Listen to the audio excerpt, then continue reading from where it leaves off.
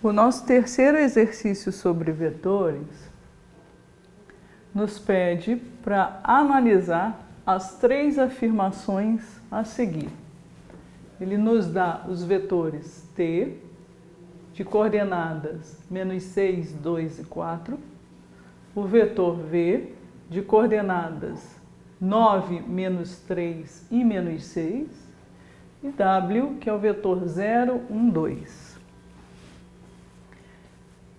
E a primeira afirmação que nós temos que analisar é a seguinte: os vetores t e v são paralelos. Verdadeiro ou falso? Então eu vou pegar o vetor t, vou analisar a primeira afirmação. E eu quero saber se t e v são paralelos. Na verdade, dois vetores são paralelos se e somente se um pode ser escrito como múltiplo escalar do outro, ou seja, t é igual a lambda vezes v. Então essa equação tem que ter uma solução lambda. Então quem é t? t é o vetor -6, 2, 4. Isso tem que ser igual a lambda vezes o vetor v, que é 9, -3, -6. Igualando cada coordenada, eu vou ter, primeira coordenada, -6 é igual a lambda vezes 9. Segunda coordenada, eu vou ter 2 é igual a lambda vezes -3. E terceira coordenada, eu vou ter 4 é igual a lambda vezes -6. Então aqui eu tenho três igualdades que têm que ser simultaneamente satisfeitas pelo mesmo lambda. Então, da primeira igualdade, eu vou chegar à conclusão que lambda é igual a -6 sobre 9, que é igual a menos, dá para dividir o numerador e o denominador por 3. Então, vai dar -2/3. Da segunda igualdade, nós vamos concluir que lambda é igual a 2 sobre -3, que é o mesmo que -2/3. E, finalmente, da terceira igualdade, nós teremos que lambda é igual a 4 sobre -6. Dividindo por 2 o numerador e o denominador, nós teremos -2/3. Bom, daí nós concluímos então que as três igualdades são satisfeitas pelo mesmo lambda. Então existe um lambda tal que t é igual a lambda vezes v. E, consequentemente, o vetor t é paralelo ao vetor v. Então, a primeira afirmação é verdadeira. A segunda afirmação nos diz o seguinte: os vetores t, v e w são coplanares, ou seja, estão no mesmo plano. Lembre que, no nosso exercício, os vetores, cada um tem 3 coordenadas. Então, nós temos vetores no espaço. Eles poderiam não estar no mesmo plano. Eu posso ter um vetor nessa direção, outro vetor numa direção perpendicular e outro vetor numa terceira direção perpendicular às outras duas. Aqui esses 3 vetores não estão no mesmo plano. Bom, por que T, V e W são coplanares, estão no mesmo plano? Isso vai ser verdade porque 2 deles, que é T e V, já são paralelos. né?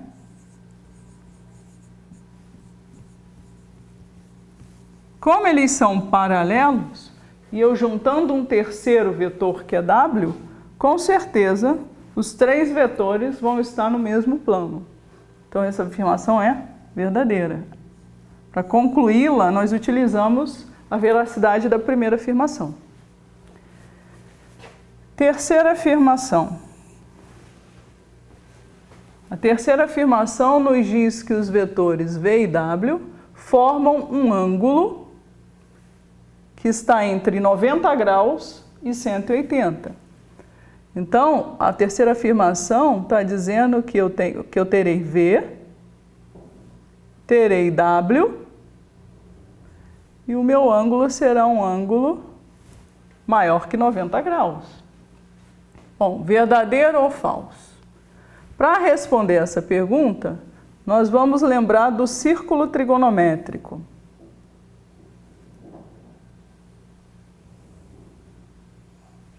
Vamos pegar o círculo com centro na origem do plano cartesiano e raio 1. O eixo x é o eixo dos cossenos. O eixo y é o eixo dos senos.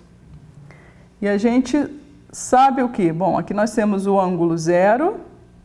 Aí se a abertura chega aqui, nós temos o ângulo π sobre 2, que é o 90 graus. E se a abertura chega até aqui, nós temos o ângulo π.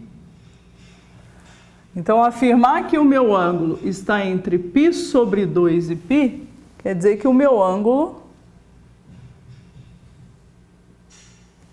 está batendo aqui no segundo quadrante. Bom, mas isso, em termos de cosseno, reflete ao fato do cosseno ser esse valor. Né? Lembra que à direita da origem o cosseno vai ser positivo, à esquerda o cosseno vai ser negativo. Então, se o meu ângulo estiver variando entre 90 graus e 180 graus, o meu cosseno, que é obtido através dessa projeção, vai ser um valor negativo. Então, verificar se isso acontece é o mesmo que verificar se o cosseno desse ângulo é negativo. Bom, então agora eu vou analisar o cosseno. De que forma? Recorrendo ao produto interno entre esses dois vetores. Porque, por definição, o produto interno entre V e W é igual ao tamanho de W vezes o tamanho de V vezes o cosseno formado por eles, do ângulo formado por eles. Bom, então o cosseno desse ângulo, ele é o produto interno entre W e V sobre o tamanho de W vezes o tamanho de V. Então eu vou analisar se esse valor vai dar negativo. Se der, a afirmação vai ser verdadeira. Bom, mas o tamanho entre dois vetores, o tamanho de cada vetor é um número maior ou igual a 0. Só vai ser 0 quando o vetor é o vetor nulo. O vetor W, ele não é o vetor nulo, porque ele possui pelo menos uma de suas coordenadas não nula. Pela mesma justificativa, o vetor V também não é o vetor nulo. Portanto, o tamanho desses vetores, de cada um deles, é estritamente maior que 0. E, consequentemente, o que está aqui no denominador é um número positivo. Então, eu tenho que analisar só o sinal do numerador. Se esse produto interno der negativo, então nós teremos um número negativo dividido por um positivo, vai ser negativo e, portanto, o cosseno será negativo e a afirmação vai ser verdadeira. Então, eu vou calcular o produto interno entre V e W. E isso será possível porque nós temos as coordenadas de W e de V. Então, isso aqui é o vetor W, que é 0, 1, 2, produto interno com o vetor V, que é 9 menos 3 menos 6. O cálculo do produto interno, ele é obtido multiplicando as suas respectivas coordenadas e somando esses valores. 0 vezes 9 é 0, 1 vezes menos 3 é menos 3 e 2 vezes menos 6 é menos 12. Portanto, esse produto interno dá menos 15, que é um número negativo. Então, o cosseno do ângulo entre V e W é negativo e, portanto, esse ângulo está entre 90 e 180 graus. E essa afirmação, assim, é verdadeira.